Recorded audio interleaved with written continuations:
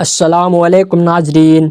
حضرت شاہ پاک رحمۃ اللہ علیہ کے آنے کے 13 سال بعد حضرت خواجہ شمس الدین رحمۃ اللہ علیہ آپ کی خدمت میں حاضر ہوئے۔ آپ کے تشریف لانے کے کچھ عرصے بعد حضرت بابا فرید رحمۃ اللہ علیہ کا وصال ہو گیا۔ جب حضرت شاہ پاک رحمۃ اللہ علیہ کو اس کا علم ہوا تو آپ کو بہت صدمہ ہوا اور فرمایا کہ میرے پیر کو فنا اور بقا دونوں حاصل ہیں۔ اس پر حضرت شمس الدین نے دریافت کیا کہ فنا اور بقا سے کیا مراد ہے، تو حضرت نے فرمایا کہ وقت آنے پر بتا دوں گا۔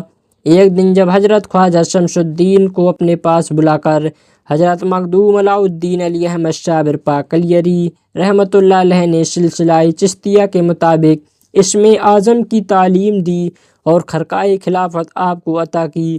جب انہیں آپ کی خدمت کرتے ہوئے 19 سال گزر گئے تو آپ نے ایک دن ان سے فرمایا کہ شمس الدین، اب تیری تربیت تعلیم مکمل ہو گئی، اب تم جاؤ اور تم شاہی فوج میں نوکری کر لو، مگر یاد رکھو جس دن بھی آپ سے کوئی کرامات ہو گئی وہ دن ہماری زندگی کا آخری دن ہوگا۔ تو میرا بیٹا ہے، تیرے علاوہ کوئی میرے جنازے میں شامل نہ ہوگا۔ فوراً آ کر مرشد کی تدفین کرنا، اس کے بعد اس سرزمین پر نہ ٹھہرنا بلکہ پانی پر چلے جانا۔ یہ سن کر حضرت شمس الدین نے عرض کیا کہ حضور کو غسل دیا جائے گا؟ اس پر حضرت نے فرمایا ہاں۔ پھر شمس الدین نے عرض کیا جبکہ بندگان خدا میں سے کوئی نہ ہوگا تو میں اکیلا کیسے غسل دوں گا؟ آپ نے فرمایا ارادہ کر لینا، غسل ہو جائے گا، اور جس چیز کی آپ کو ضرورت ہوگی اس کا خیال اپنے دل و دماغ میں لاتے رہنا، خود بخود تیری ضرورت پوری ہوتی رہے گی۔ پھر حضرت شمس الدین رحمۃ اللہ علیہ نے پوچھا کہ حضور کا کفن کہاں سے آئے گا؟ تو فرمایا پھر کہ تو انتظام کرے گا، لیکن خوشبو فرشتے اپنے ساتھ لائیں گے۔ آخر میں حضرت شمس الدین نے عرض کیا کہ پیر صاحب پانی پت میں تو پہلے سے ہی، ولی شاہ قلندر پہلے سے ہی موجود ہیں۔ اس کے جواب میں حضرت نے فرمایا کہ ان کا آخر آ گیا ہے اور جب تم وہاں پہنچو گے تو وہ وہاں سے چلے جائیں گے۔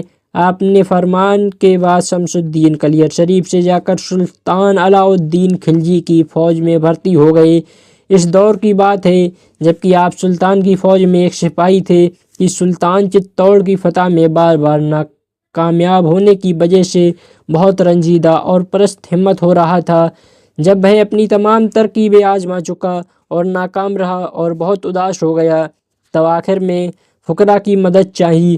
سلطان جن دنوں فقیروں کی تلاش میں مارا مارا پھر رہا تھا اور پریشان تھا، تو کسی فقیر نے سلطان سے کہا کہ بغل میں کٹورا اور شہر میں ڈھنڈورا۔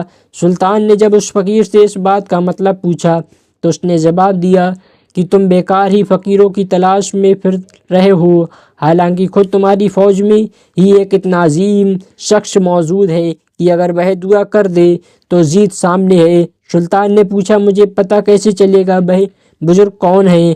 فقیر بولا کہ ان بزرگ کی علامت پہچان یہ ہے کہ رات میں زور کی ہوا چلے گی تو تمام سپاہیوں کے چراغ بجھ جائیں گے، پوری فوج میں صرف ایک ہی چراغ روشن رہے گا اور وہ ان بزرگ کا ہی چراغ ہوگا۔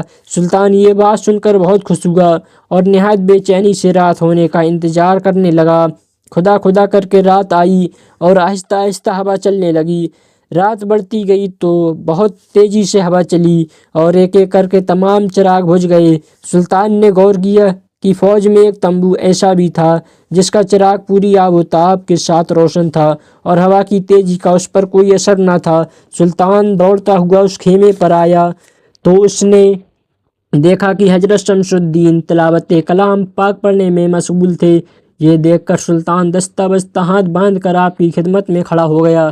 جب حضرت شمس الدین تلاوت کلام پاک سے فارغ ہوئے اور سلطان کو ہاتھ باندھے ہوئے اپنی خدمت میں کھڑے پایا تو سمجھ گئے کہ آج چھپنا مشکل ہے۔ چنانچہ وہ بھی کلام پاک کو لپیٹ کر رکھ کر کھڑے ہو گئے اور سلطان سے پوچھا کہ سلطان نے اس وقت آنے کی تکلیف کیوں فرمائی؟ سلطان نے اسی طرح دست بستہ عرض کیا کہ حضور میری خطا معاف ہو، دراصل مجھے آپ کی بزرگی کا پتہ نہ تھا۔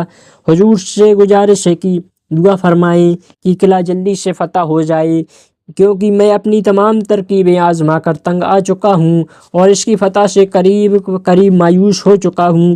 حضرت شمس الدین رحمۃ اللہ علیہ نے حسب معمول انکساری کا مظاہرہ کیا اور فرمایا کہ میں تو آپ کا معمولی سا نوکر ہوں، میں بھلا اس قابل کہاں کسی نے آپ کو غلط جانکاری دی۔ مگر سلطان نے کہا کہ حضور، میں پہلے سے بہت شرمندہ ہوں اور اپنی غلطی پر نادم ہوں، مجھے معاف کر دیجیے، مگر قلعے کی فتح کے لیے دعا حضور کو کرنی پڑے گی۔ جب سلطان کو اس طرح خود سامت کرتے دیکھا تو وہ سوچ میں پڑ گئے اور کافی دیر سوچنے کے بعد فرمایا کہ میری کچھ شرطیں ہیں، آپ وہ مان لیں تو میں دعا کر دوں گا۔ سلطان تو قلعے کی فتح کے لیے بےتاب ہو ہی رہا تھا۔ سلطان نے کہا، آپ حکم فرمائیں، میں آپ کی ہر شرط ماننے کے لیے تیار ہوں۔ حضرت شمس الدین نے فرمایا کہ سب سے پہلے آپ میرا استعفیٰ منظور کریں اور میری تنخواہ مجھے دے دیں، میں یہاں سے روانہ ہو کر تقریباً 3 کوس کے فاصلے پر جا کر دعا کروں گا، آپ قلعے پر حملہ کر دیں، اللہ نے چاہا تو قلعہ ضرور فتح ہو جائے گا۔ سلطان نے اسی وقت ان کی تمام باتیں مان لیں، استعفیٰ منظور کیا، تنخواہ دی اور بہت عزت و احترام کے ساتھ رخصت کیا۔ حضرت شمس الدین رحمۃ اللہ علیہ نے وہاں جا کر 3 کوس کے فاصلے پر پہنچنے کے بعد دعا فرمائی اور چتوڑ کا قلعہ فتح ہو گیا۔ حضرت شمس الدین رحمۃ اللہ علیہ نے فوراً سمجھ لیا کہ آج سیکھ طریقت حضرت مخدوم علاء الدین علی احمد شاور پاک علیری رحمۃ اللہ علیہ کا انتقال ہو گیا ہے، کیونکہ آپ کو ان کے انتقال کا یقین ہو گیا تھا، اسی لیے آپ فوراً قلعہ شریف کے لیے روانہ ہو گئے۔ راستے میں آپ کو ٹھوکر لگی اور آپ گر کر بے ہوش ہو گئے۔ آپ جب ہوش میں آئے تو آپ نے آپ کو قلعہ شریف میں پایا۔ دوستو، اگر آپ کو ہماری یہ ویڈیو پسند آئی تو چینل کو سبسکرائب کر لیں۔ ملتے ہیں ایک نئی ویڈیو کے ساتھ۔ خدا حافظ۔